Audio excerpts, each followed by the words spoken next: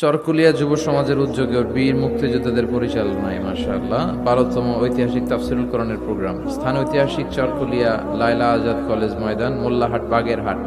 বাগেরহাটে এই প্রথম আসছি আমি। তো আসেন আমরা সরাসরি কথা শুনি কোরআন থেকে। তার আগে আমরা 3টা তাকবীর দেব। আল্লাহ বলেন রাব্বাকা ফাকাব্বির, glorify the name of your lord. তোমার রবের নামের বড়ত্বের ঘোষণা দাও। আমরা ভাগাভাগি করে দেব। প্রথম তাকবীর দেব যারা বিবাহিত আছি তারা, দ্বিতীয় তাকবীর দেব যারা অবিবাহিত আছি তারা, তৃতীয় তাকবীর সবাই মিলে দেব ইনশাআল্লাহ। পড়েন, রাজি আছেন? কষ্ট পাচ্ছেন না তো? এটার উদ্দেশ্য হচ্ছে একটু আপনাদেরকে চাঙ্গা করে তোলা। একটু চাঙ্গা হয়ে উঠবেন তাকবীর দিয়ে, এরপর আমরা কথা শুনবো। বিবাহিত কারা কারা আসছেন দেখি হাত তোলেন। ওরে আল্লাহ, সব দেখি বিবাহিত, হাত নামান। অবিবাহিত কারা কারা আসছে দেখি, এক হাত করে তোলো। এরা একটু কম সংখ্যায়, দেখি কি অবস্থা, কাদের পারফরমেন্স কেমন হয় দেখি। আমি লিল্লাহি তাকবীর বললে শুরুতে বিবাহিতরা পড়বেন আল্লাহু আকবার। শুরুতে বিবাহিতরা রেডি হয়েছেন? পারা যাবে? শুরুতে শুধু বিবাহিতরা তাকবীর পড়েন, লিল্লাহি তাকবীর। এবার অবিবাহিতরা রেডি? হ্যাঁ, বিবাহিতদের হারানো যাবে তো? এবার তোমরা পড়ো তো লিল্লাহি তাকবীর। সমান সমান হয়েছে। আচ্ছা, এবার সবাই মিলে 3টা পড়ি। পড়েন লিল্লাহি তাকবীর, লিল্লাহি তাকবীর, লিল্লাহি তাকবীর। আল্লাহ তাকবীর গুলাকে কবুল করো, তাকবীরগুলারে আমাদের নাজাতের ওসিলা করো। আমরা আমাদের খুতবার শুরুতে আজকে সূরাতুল বাকারার 124 নম্বর আয়াত তেলাওয়াত করেছি। এই 124 নম্বর আয়াতের আলোকে আমরা সাইয়েদনা ইব্রাহিম আলাইহিস সালামের জীবনে ঘটে যাওয়া কিছু বিষয় থেকে আমাদের জন্য কি শিক্ষা, লেসন আছে, রিমাইন্ডার এন্ড মেসেজ আছে, এগুলো জানার চেষ্টা করব এই চমৎকার রজনীতে। সবাই শুনতে রাজি আছেন তো? শেষ পর্যন্ত থাকবেন নাকি ওঠা বসা? হ্যাঁ, কেউ উঠবেন না তো? বিশৃঙ্খলা করবেন না তো? কথা দিলেন? আচ্ছা, এই আয়াতে আল্লাহ বলছেন, আমি আমার খলিল ইব্রাহিমকে অনেক পরীক্ষা করেছিলাম জীবনে। তার পুরো জীবনটা ছিল পরীক্ষাময় জীবন। আর এই প্রতিটা পরীক্ষায় আমার খলিল ইব্রাহিম সফলতার সাথে উত্তীর্ণ হয়েছে। একটাতেও সে ফেল করে নাই, সবগুলাতে পাস। চিল্লায় বলেন সবগুলাতে। শুধু সিম্পল পাস না, golden A plus, golden GPA 5, first class first, global award পেয়েছেন। গ্লোবাল অ্যাওয়ার্ডটা দিয়েছে কে?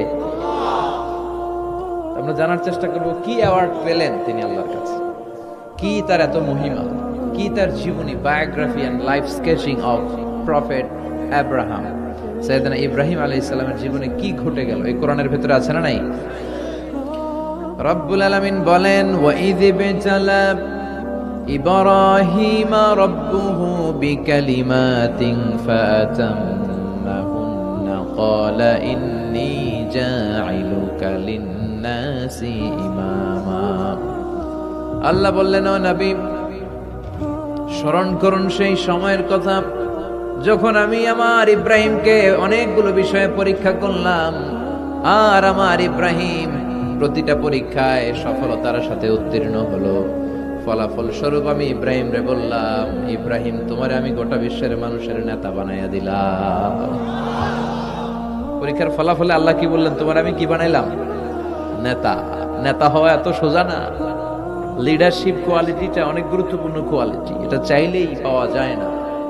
এটা নিজেকে তিলে তিলে পরীক্ষায় উত্তীর্ণ করে, কষ্টি পাথর দিয়ে যাচাই বাছাই হওয়ার পরে নিজেকে প্রমাণ করে করে নেতা হতে হয়। চিৎকার করে বলেন ঠিক কিনা? আল্লাহ বললেন, আমি আমার খলিলরে খালি পরীক্ষার উপর পরীক্ষা নিলাম। যারে আল্লাহ ভালোবাসে বেশি তার জীবনে পরীক্ষাও। বিশ্বনবীরে আল্লাহ বুঝাতে চাইলেন, ও আমার নবী, আপনার জীবনটা পরীক্ষাময়। এত পরীক্ষা দেখে বিচলিত হওয়ার কিছু নাই, টেনশনে পড়ার কিছু নাই, নিরাশ হওয়ার কিছু নাই। আপনার পিতা ইব্রাহিমকেও এরকম অনেকগুলো আমি পরীক্ষা নিয়েছি, আর প্রতিটা পরীক্ষায় আমার ইব্রাহিম খলিল সফলতার সাথে উত্তীর্ণ হয়েছে। আসাদুন নাসি বালাআন আল আম্বিয়া, এই পৃথিবীতে সবচেয়ে বেশি বালা মুসিবত আর পরীক্ষা আসে নবীদের। কাদের? সুম্মাল আমসাল ফাল আমসাল, এরপরে সিদ্দিকিনদের, শুহাদাদের, সালেহিনদের। ইবতালা আর রাজুলু হাসাবা দীনি, ব্যক্তির দিনদারি যত বেশি তার উপর আল্লাহর পরীক্ষাও। এজন্য মুমিন পরীক্ষাতে ভয় পায় না, মুমিন কখনো বিচলিত হয় না, মুমিন ভরসা রাখে একজনের উপর। চিল্লায় বলেন তিনি কে? আল্লাহ বললেন, পরীক্ষার পর পাহাড় সম পরীক্ষা দিয়ে আমি আমার খলিল ইব্রাহিমকে যাচাই করেছি। একটা পরীক্ষায় ইব্রাহিম ফেল করে নাই, প্রতিটা পরীক্ষায় পাস। এগুলো বলে বলে বিষ্ণুনবীর আল্লাহ সান্ত্বনা দিচ্ছেন, নবী ওরা আপনারে গালি দেয় জাদুকর বলে, ওরা আপনারে গালি দেয় গণক বলে, ওরা আপনারে কবি বলে গালি দেয়, ওরা আপনারে পাগল বলে গালি দেয়, একটার পর একটা পরীক্ষায় আপনি জর্জরিত হচ্ছেন। নবী, আপনার পিতা ইব্রাহিম তো এর চেয়েও বেশি পরীক্ষায় পড়েছে। দুনিয়াতে আমরাও যারা পরীক্ষার শিকার, আমরাও সাইয়েদনা ইব্রাহিমের জীবনী থেকে শিক্ষা নেওয়ার দরকার আছে না নাই? গালি আসবে, মন্দ কথা আসবে, বিপদ আসবে, জেল জরিমানা আসবে, ঝুঁকি আসবে। এই ঝুঁকি আর রিস্কের মধ্য দিয়ে কালিমার দাওয়াতের প্রচারের কাজ করতে হবে। চিল্লা এখন ঠিক কিনা? এটাই মুমিনের বৈশিষ্ট্য। ঝুঁকি, বিপদ, পরীক্ষা, বালা, মুসিবত, এগুলো মুমিনের লক ছাড়ে না, পিস ছাড়ে না। কারণ মুমিনরে পছন্দ করে কে? মুমিন খুব ভালো করেই জানে বিপদের পরে বিজয় দান করবে কে। রাত্রি যত গভীর হয়, সুবহে সাদেকের সময় কাছে আসতে থাকে, গর্ভবতী নারীর পেটের ব্যথা যত বাড়তে থাকে, নতুন মেহমান দুনিয়ায় আসার সময় ঘনাতে থাকে, তেমনি ইসলামের পক্ষে যারা কথা বলে তাদের উপর বিপদ, ঝুঁকি, অত্যাচার, অনাচার যত বাড়তে থাকে, কালেমার বিজয়ের সময়টাও কাছে আসতে থাকে, কাছে আসতে থাকে। এই নাজরানা আমাদেরকে দিতে হবে। পরীক্ষায় আমাদেরকে সাইয়েদনা ইব্রাহিমের মতো উত্তীর্ণ হতে হবে। জালিমরা বেশি দিন থাকতে পারে না, এটা ইতিহাস সাক্ষী। কথা বলেন। যারা জুলুম করে তাদের জন্য তো সাহায্য নাই, যারা মাজলুম তাদের জন্য সাহায্য। বদরের প্রান্তরে 313 জন মাত্র দরিদ্র, গরিব, মাজলুম সাহাবী, তাদের জন্য আকাশ থেকে ফেরেশতা দিয়ে নুসরাত সাহায্য করেছে কে? তার মানে মাজলুম আল্লাহর পক্ষে আর জালিমের বিপক্ষে, ঠিক কি না?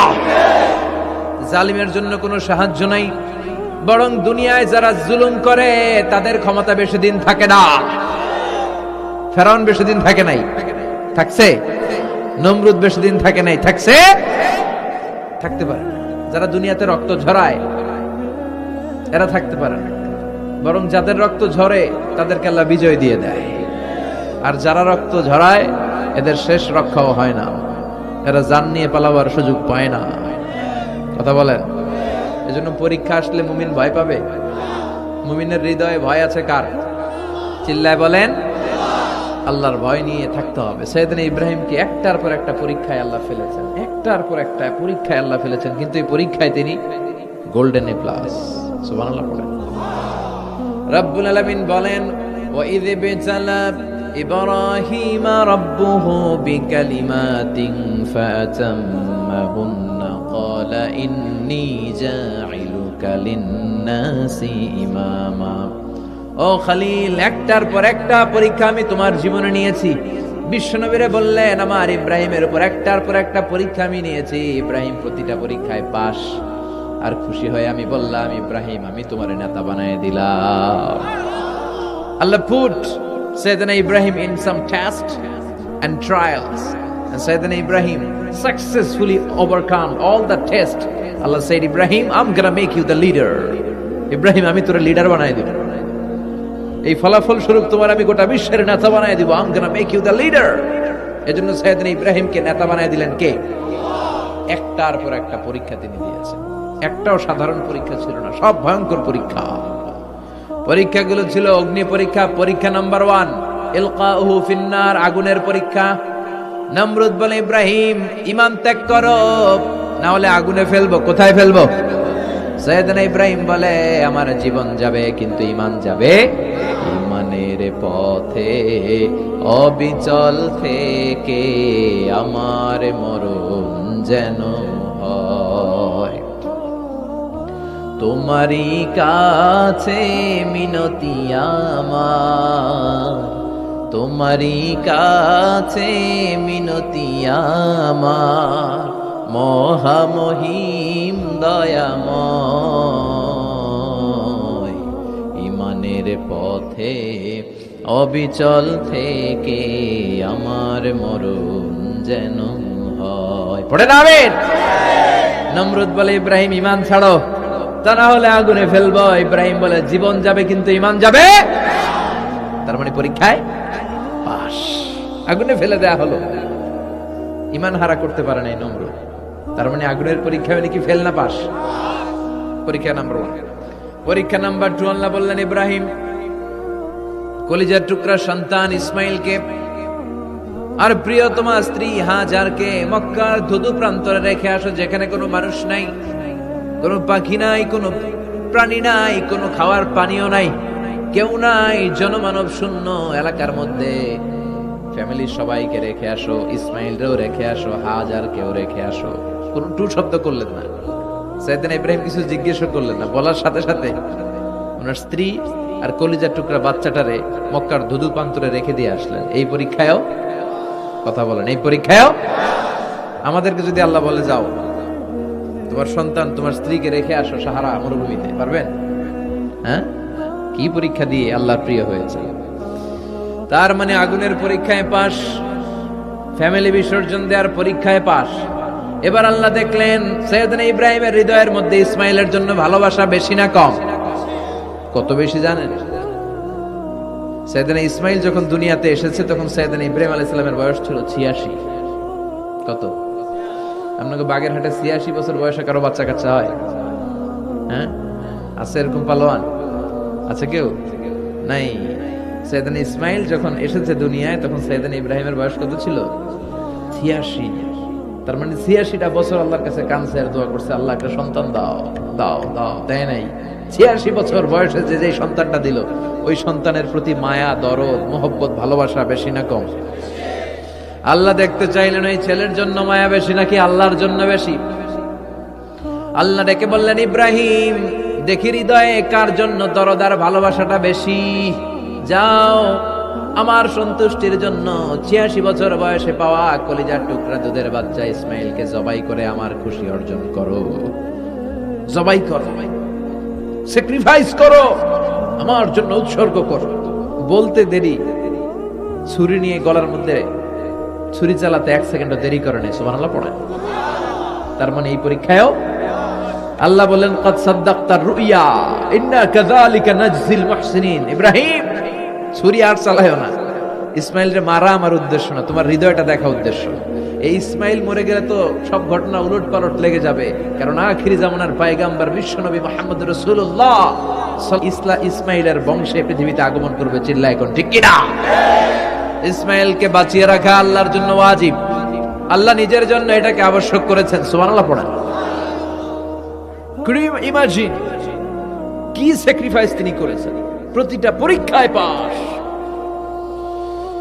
পরীক্ষা নাম্বার 4, আল্লাহ বললেন ইব্রাহিম আগুনের পরীক্ষায় পাস করলাম, পরিবার বিসর্জনের পরীক্ষায় পাস করলা, সন্তান বিসর্জনের পরীক্ষায় পাস করলা, এখন তোমার আমি একটা গুরু দায়িত্ব দেব রে ইব্রাহিম। অনেক বড় দায়িত্ব, পারবা কিনা বলো? সাইয়েদনা ইব্রাহিম বলে লাব্বাইক। সুবহানাল্লাহ পড়ে। কি দায়িত্ব আল্লাহ? তোমারে আমি হজ প্রোগ্রামের এমডি বানায় দিলাম, ম্যানেজিং ডাইরেক্টর অফ হজ প্রোগ্রাম, হজের এমডি। তুমি হজের কাফেলা করো, তুমি হজের বন্দোবস্ত করো, দেখি এইটাতে তুমি কতটুকু সাকসেসফুল হতে পারো। সুবহানাল্লাহ পড়েন।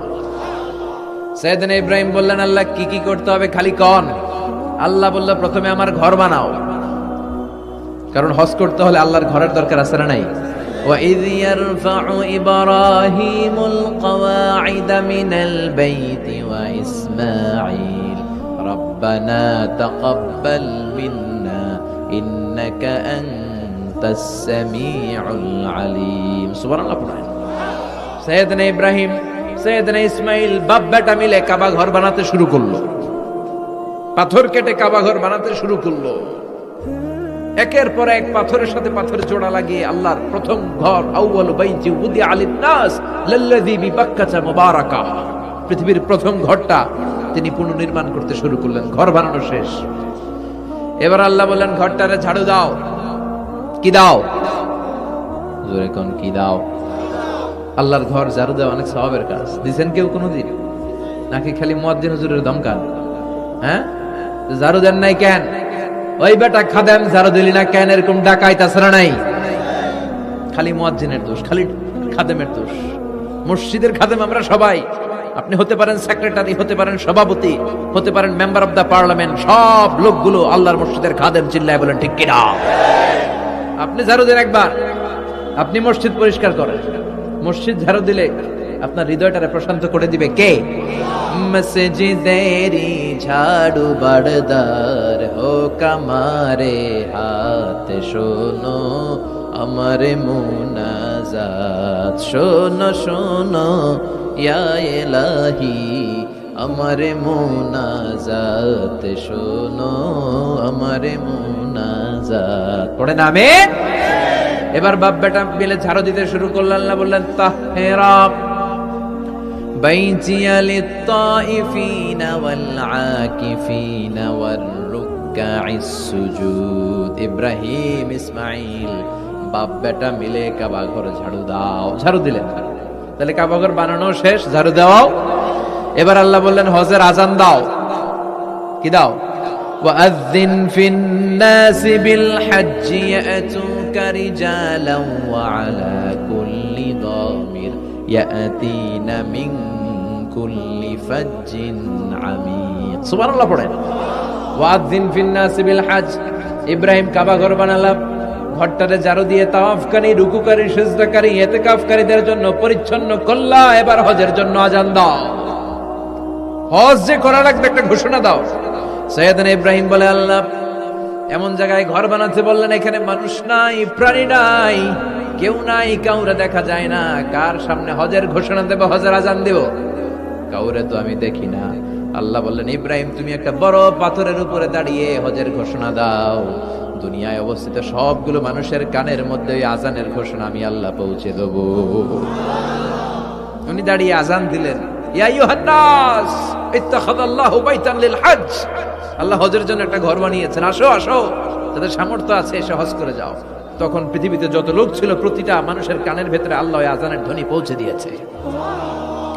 আমরা যারা ছিলাম না, আমরা ওই সময় ছিলাম, কয়েছিলেন আলামুল আরওয়াহে, রুহের জগতে, রুহের জগতেও আমরা যারা ছিলাম আমাদের কানের মধ্যে এই ধ্বনিটা পৌঁছে দিয়েছে কে? ওই রুহের জগতে থাকা অবস্থায় যারা আমরা লাব্বাইক বলে আওয়াজ করতে পেরেছি তাদের নসিবে কাবা ঘর জিয়ারতের সুযোগ করে দিবে কে? যারা আমরা লাব্বাইক করতে পারছিলাম তাদের নসিবে কাবা ঘরের জিয়ারত আছে না নাই? তার মানে আল্লাহ বললেন হজের এমডি বানাইছে আল্লাহ, ম্যানেজিং ডাইরেক্টর। আল্লাহ বললেন কাবা ঘর বানাও, বানালেন। ঘর পরিষ্কার করো, করলেন। আজান দাও, আজান দিলেন। তার মানে হজ প্রোগ্রামের যে দায়িত্ব এই পরীক্ষায়ও, কথা বুঝে নাই মনে হয়, হজ প্রোগ্রামের দায়িত্ব এটাতেও পাস। একটার পর একটা পরীক্ষা দিয়েছে। সব শেষে আল্লাহ পরীক্ষা নিলেন, ইব্রাহিম তোমার বয়স এখন 80 বছর, এবার নিজ হাতে তুমি সুন্নাতে খাতনা করো। কি করো? নিজ হাতে সুন্নাতে খাতনা। সহিহ বুখারীর বর্ণনা। ইখতাতানা সাইয়েদনা ইব্রাহিম আলাইহিস সালাম ওহু ইবনু 80 সানা বিল কদম। কুঠার দিয়ে নিজ হাতে নিজের লজ্জাস্থানের সামনের চামড়ার অংশটা কেটে তিনি নিজ হাতে 80 বছর বয়সে নিজের সুন্নাতে খাতনা করেছেন। এমনি এমনি আল্লাহর প্রিয় হয় নাই, এমনি এমনি আল্লাহ লিডার বানায় নাই। আল্লাহ এমনি বলে নাই I'm gonna make you the leader, গোটা বিশ্বের মানুষের নেতৃত্ব দেওয়ার জন্য আমি তোমারে তৈরি করেছি। এমনি হয় নাই, একটার পর একটা পরীক্ষা দিয়ে নিজেকে প্রমাণ করার মধ্য দিয়ে তিনি নেতৃত্বের আসনে আসীন হয়েছেন। চিৎকার করে বলেন ঠিক কিনা? সে আল্লাহ ডেকে বললেন গোলাম, এই ইব্রাহিমের জীবনে তোমাদের জন্য আমি আদর্শ রেখে দিয়েছি। আমি পৃথিবীর বুকে কয়েকজন নবীকে সিলেক্ট করেছি, তার মধ্যে ইব্রাহিমের মর্যাদা আসরাড়াই। ওনার ফ্যামিলি, ওনার যে ফ্যামিলিটা, it's a blessed family ever in the world. পৃথিবীর সবচেয়ে বরকতময় ফ্যামিলির একটা ফ্যামিলি। এই ফ্যামিলি যেখানেই হাত লাগাইছে ওটা বরকত হয়ে গেছে, যেটা ধরছে মাটি সোনা হয়ে গেছে। কি বরকত! সাইয়েদনা ইব্রাহিম আলাইহিস সালামের পায়ের ছোঁয়া লেগেছিল একটা পাথরে। তিনি যখন কাবা বানাচ্ছেন আর উপরে ওঠে না, বানাতে বানাতে আর নাগাল পায় না। বললেন আল্লাহ এবার কি করি? এই পাথরে দাঁড়িয়ে তুমি কাবা বানাও। বলা হয় যে এই পাথরটা এত শক্তিশালী ছিল, ওনার উপরে ওঠা দরকার লিফটের মতো, পাথরটা উপরে উঠে যেত, নিচে নামা দরকার নিচে নেমে যেত। আবার এই পাথরের জায়গাটাকে আল্লাহ তাআলা নামাজের মুসল্লা বানিয়ে দিয়েছেন, আমাদের জন্য নামাজের মুসল্লা। ওয়াত্তাখিযু মিন মাকামি ইব্রাহিমা মুসাল্লা, আল্লাহ বললেন গোটা বিশ্বের সব মুমিনদের জন্য মাকামে ইব্রাহিমরে আমি মুসল্লা বানিয়ে দিলাম। বিশ্বনবী যখনই তাওয়াফ করে 2 রাকাত নামাজ পড়তেন, মাকামে ইব্রাহিমের সামনে এসে 2 রাকাত সালাত পড়তেন। আমরাও যারা তাওয়াফ করি, প্রতিটা তাওয়াফের পরে এই মাকামে ইব্রাহিমের সামনে এসে নামাজ পড়তে হয়, জানেন না? পড়ছেন না আপনারা? হাজিরা পড়তে হয়।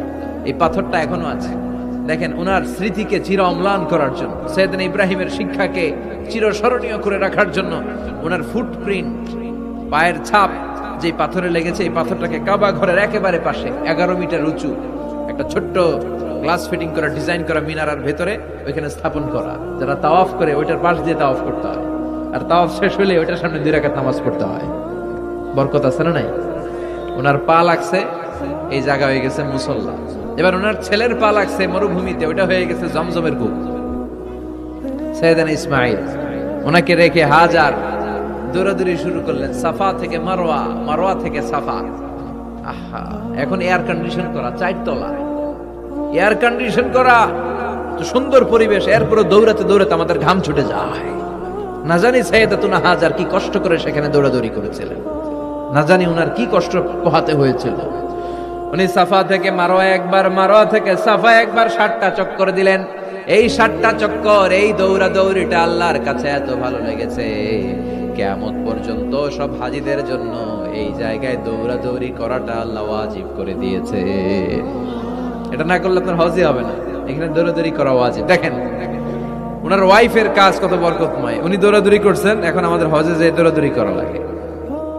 সুবহানাল্লাহ পড়বেন না? সাইয়েদনা ইসমাঈল আলাইহিস সালামকে মরুভূমির মধ্যে রেখে উনি দৌড়াদৌড়ি করলেন, পানি নাই, পানির অভাব, দৌড়ে আসলেন, এসে দেখে সাইয়েদনা ইসমাঈল আলাইহিস সালামের পায়ের ধাক্কায় জমজমের পানি বের হতে শুরু করছে, কল কল কল কল করে আওয়াজ।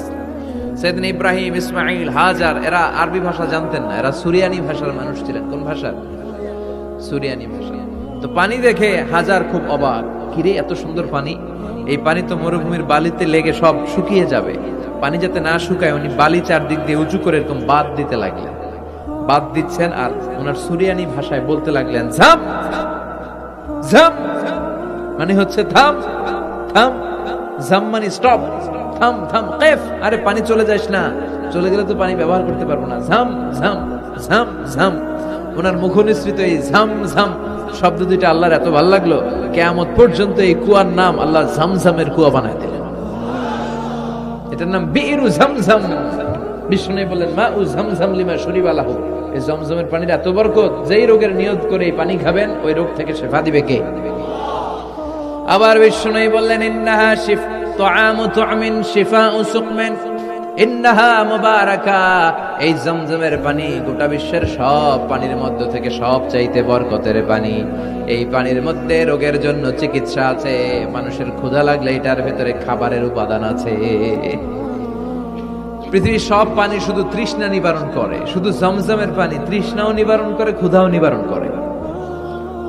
জাপানের কিছু জিওলজিস্ট, ভূতত্ত্ববিদ গবেষণা করে পেয়েছে এই পানির মধ্যে ফুড সাপ্লিমেন্টারি আছে, মানে খাদ্যের পরিপূরক। কিছু না খাইয়ে এই পানি খাইলে ক্ষুধা নিবারণ হয়ে যায়। আবার বিশ্বনবীকে যখন সিনা চাক করা হবে, মেরাজ রজনীতে সাইয়েদনা জিবরাইল বিশ্বনবীর গলা থেকে নাভি পর্যন্ত পুরোটা কেটে হৃদয়টা বের করে এই জামজামের পানি দিয়ে ধৌত করেছিলেন। তার মানে এই ফ্যামিলি যেইখানে হাত লাগাইছে ওইখানে বরকত আছে না নাই? যেখানে হাত ওইখানে বরকত। বাবা পা লাগাইছে মাকাম ইব্রাহিম, ছেলে পা লাগাইছে জমজমের কুয়া, হাজার দৌড়াদৌড়ি করেছে, আর সাআয়ু বাইনা সাফা ওয়াল মারওয়া হজের মধ্যে ওয়াজিব করে দিয়েছে কে? আবার আল্লাহ বললেন ওয়াজআলনা ফি যুররিয়াতিহিন নুবুওয়াতা ওয়াল কিতাব, আমি খুশি হয়ে এই ইব্রাহিমের বংশের মধ্যে নবুয়ত দিয়েছি, আবার কিতাবও দিয়েছি। সুবহানাল্লাহ বলেন। তিনি নবুয়ত দিয়েছেন। পৃথিবীতে যত নবী আসছে সব সাইয়েদনা ইব্রাহিমের নাতিপুতি, সব কি বিশ্বাস হয় না? এই পৃথিবীতে যত পয়গম্বর এসেছেন তার 99.99% নবীরাই ওনার ছেলে আর নাতিপুতি। চিল্লায় পড়েন আল্লাহু আকবার। এজন্য ওনারে বলা হয় আবুল আম্বিয়া, father of the all prophets, সব নবীদের বাবা। ওনার বয়স যখন 86 তখন আল্লাহ সাইয়েদনা ইসমাইলকে দিলেন। বয়স যখন 100 তখন সাইয়েদনা ইসহাক আলাইহিস সালামকে আল্লাহ দিলেন। এইদিকে ইসমাইল, এদিকে সবাই বলেন এদিকে, এদিকে সবাই বলেন এটা এটা ইসহাক। পৃথিবীতে যত নবী এসেছে সব ইসহাকের চ্যানেলে এসেছে। সাইয়েদনা ইসহাক আলাইহিস সালামের চ্যানেলে এসেছে। সাইয়েদনা ইসমাইলের চ্যানেলে নবী নাই, কোন নবী নাই, নবী ছাড়া চ্যানেল। আর এখানে যত হাজার হাজার লক্ষাধিক নবী এসেছে, সব নবী ইসহাক আলাইহিস সালামের চ্যানেলে যারা এসেছে, সব নবীরা অন্যান্যদেরকে বলে যাইতো, তার উম্মতকে বলে যেত যে সবশেষে একজন নবী আসবে, তিনি হবেন সর্বশ্রেষ্ঠ নবী, তিনি হবেন সর্বশ্রেষ্ঠ নবী। তো এদের এই চ্যানেলে এত নবী, এরা ভাবছে ওই সর্বশেষ নবীটাও এদিক দিয়েই আসবে। কিন্তু আল্লাহ হাজার হাজার লক্ষ নবী এই চ্যানেলে পাঠালেন, কিন্তু সর্বশেষ নবীটা এখানে পাঠালেন না। সর্বশেষ চ্যানেলের নবীটা আল্লাহ এই চ্যানেলে পাঠায় দিলেন। সর্বশেষ নবীটা সাইয়েদনা ইসমাইলের চ্যানেলে এসেছে। এজন্য ওরা হচ্ছে বানি ইসরাইল আর আমরা হচ্ছে বানি ইসমাইল। সুবহানাল্লাহ পড়বেন না? উনার ধর্ম, উনার চেইন থেকে ইহুদিবাদ, খ্রিস্টবাদ, ইসলাম, এই তিন ধর্মের জন্য। ইহুদিবাদও আল্লাহর দেয়া ধর্ম, খ্রিস্টবাদও আল্লাহর দেয়া ধর্ম, কিন্তু আল্লাহর দেয়া শরীয়তের উপর ওরা অবশিষ্ট থাকে নাই, থেকেছে শুধু ইসলাম, ঠিক কিনা? এজন্য আমরা প্রত্যেক নামাজে পড়ি গায়রিল মাগদুবি আলাইহিম ওয়ালাদ-দাল্লিন। ও আল্লাহ, গায়রিল মাগদুব, যাদের উপর তোমার রাগ ক্রোধ, তাদের পথ আমরা চাই না, ওরা হলো ইহুদিরা। ওয়ালাদ-দাল্লিন, আর যারা ভ্রষ্ট তাদের পথও চাই না, এরা হলো নাসারারা। তিন ধর্মের গোড়া সাইয়েদনা ইব্রাহিমের সাথে লেগেছে। এজন্য এই তিন ধর্মকে একসাথে বলে কম্পারেটিভ রিলিজিয়ন, তুলনামূলক ধর্মতত্ত্বের ভাষায় অ্যাব্রাহামেটিক ফেইথ। কি বলে? অ্যাব্রাহামেটিক ফেইথ বলে। এজন্য ওনাকে বলা হয় আবুল আম্বিয়া। সব নবীরা এই চ্যানেলে এসেছে, তার মানে সব নবী সাইয়েদনা ইব্রাহিমের নাতিপুতি। আবার এই প্রতিটা নবীর জন্য আল্লাহ তাআলা আকাশ থেকে কিতাব নাজিল করেছেন। চিল্লায় বলেন ঠিক কিনা? আল্লাহ বলে, ইব্রাহিম তোমারও আমি কিতাব দিলাম। সাইয়েদনা ইব্রাহিম আলাইহিস সালামের উপর কিতাব আছে না নাই? ওই কিতাবের নাম কি? কে পারে?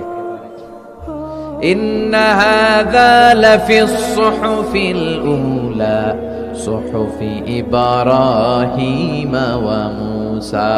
সুহুফি ইব্রাহিম, সাইয়েদনা ইব্রাহিমকে আল্লাহ তাআলা সহিফা দান করেছেন। চিল্লায় পড়েন আল্লাহু আকবার। আবার এই নবীর নামে আল্লাহর কোরআনে একটা সূরা আছে না নাই? কথা কোন? কি নাম সূরা? সূরা আলিফ লাম রা। কিতাবুন আনজালনাহু ইলাইকা লিতুখরিজান নাসা মিনাল যুলুমাতি ইলান নূর। সুবহানাল্লাহ পড়েন। আলিফ লাম রা, I have revealed this holy and sacred book unto you in order to lead the mankind out of darkness into the light. ও নবী, আমি এই কিতাবকে আপনার কাছে পাঠিয়েছি অন্ধকারাচ্ছন্ন মানুষগুলোকে অন্ধকার থেকে আলোর দিকে নিয়ে যেতে। এই কোরআনের ভেতরে আলো আছে না নাই? সবকিছুর সমাধান আছে না নাই? সমাধান চাও যদি জীবনে মরণে, ফিরে যাও খুঁজে নাও, চোখ রাখো কোরআনে। সুবহানাল্লাহ পড়েন। চোখ রাখবেন কোথায়? নাকি মোবাইলে, না টিভিতে, না এটিএন বাংলার পর্দায়? আসিতেছে আগামী শুক্রবার রঙিন পর্দায়। চোখ রাখুন এটিএন বাংলায়। এটিএন বাংলায় চোখ রাখবেন। কই রাখবেন?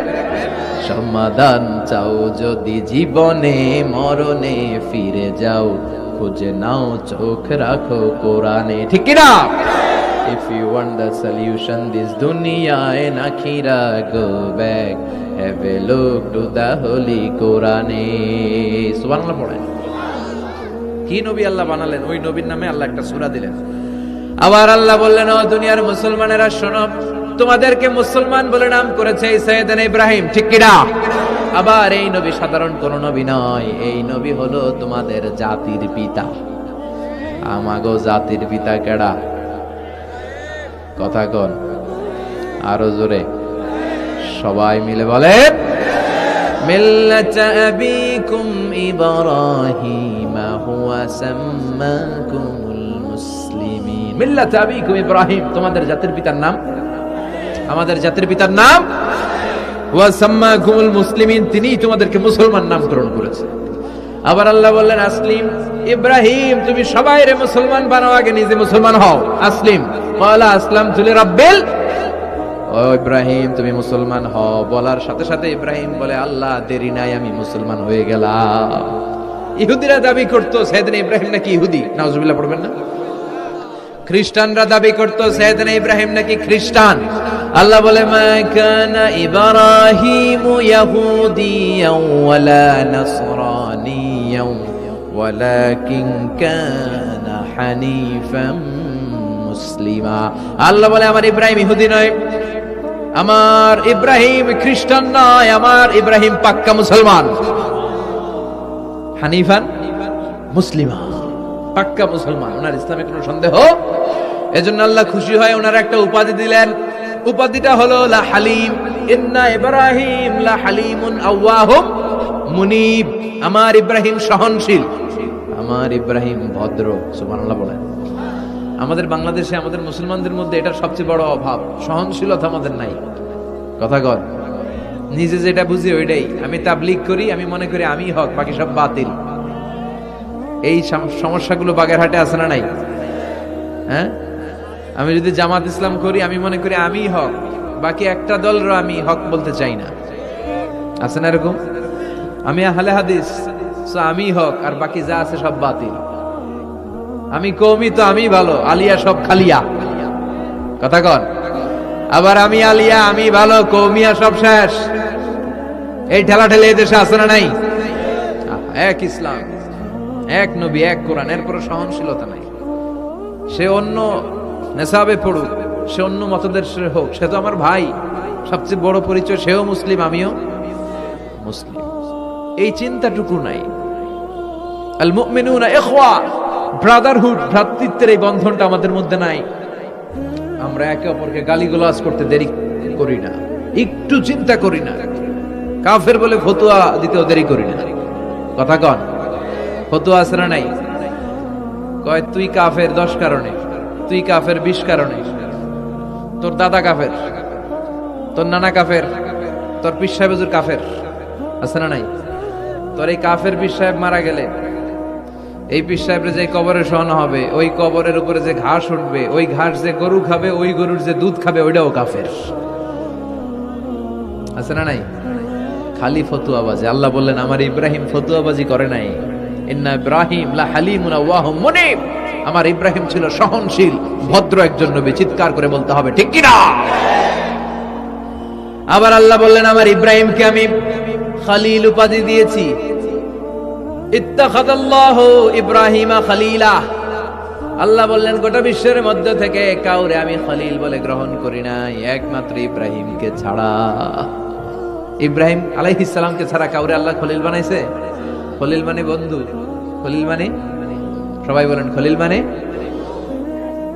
সাইয়েদনা ইব্রাহিমকে বানাইছেন খলিল, আর বিশ্বনবীকে বানাইছেন হাবিব। বিশ্বনবীর কি বানাইছে? আর সাইয়েদনা ইব্রাহিম খলিল। বাপ বেটা, একজন খলিল একজন হাবিব। বাপ কা বেটা সিপাহী কা ঘোড়া, কুছ না হতো থোড়া থোড়া। ঠিক কি না?